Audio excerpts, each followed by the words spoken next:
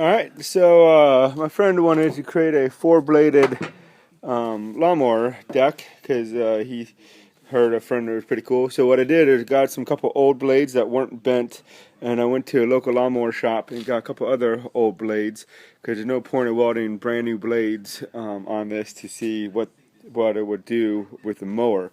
What I did was I tack welded 4 spots. It's on the other side, and as you can see, these aren't very, high. They're worn out blades, but this is just a proof of concept. And so now I'm going to weld that set together. But the key thing when you go to weld the blades is making sure they're perfectly square. You just can't use your eyeball. You got to measure. And as you can see, you can line the holes up so they'll be off angle, but that's not exactly square, so it won't be balanced while you're running the mower deck.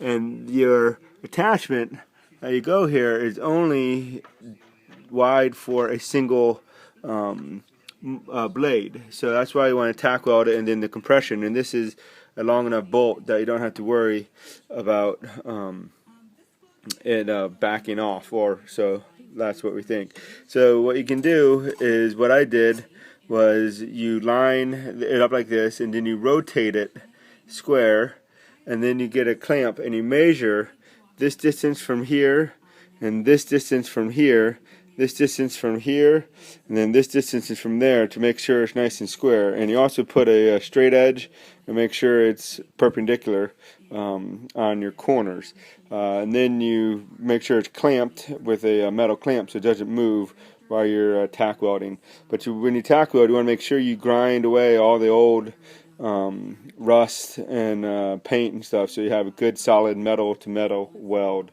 So we'll show you how it goes.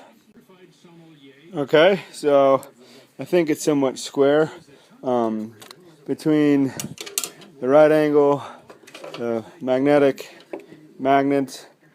and your tape measure, you should better try to get it within the ballpark. Of course, it's not going to be truly balanced because we got used blades, and I don't have a balancing machine on here, but this is just a proof of concept. And then clamped it down, and of course you have to clean this up to tack weld down here. But you pretty much, all I want to do is to tack weld on the 4 corners. I don't want to do a continuous bead, because if I have to separate these, it's easier to just grind down those small tacks. And this is proof of concept. That one over there was tacked as well. So we shall see how it goes. Alright, as you can see, you got 4 tacks. Try to make them evenly. That's not as much metal on the other ones, but I think it looks pretty good. So this is my lawnmower Chinese star, and you could tack on this side, but I don't recommend it because it'd be more to ungrind, and the welds look like they're pretty decent, so which is good. And always want to have your fan on when you're welding to get rid of the fumes, and this is with gas. That's why it's much cleaner than if you use a flux core. So now to mount the other blade, and for sanity's sake, what we're going to try to do is mount them so they're not touching one another when they rotate, or close to it. We want to have this kind of 90 degrees out of the other blade. So let's say we're going to put this one here and this one there. That way they kind of are intertwined. Of course, these are going to change once I hit something in the yard. But you always want to have see, this is upside down because you want to put the blade so it catches the grass and flips it up like this. So it'll catch when it rotates the grass and lifts it up into the deck, and then keeps on chopping. So you always want to make sure you mount your blades in the correct path. So, or if they're both backwards, make sure they're both backwards. But you generally want to have your blades facing the direction of your rotation.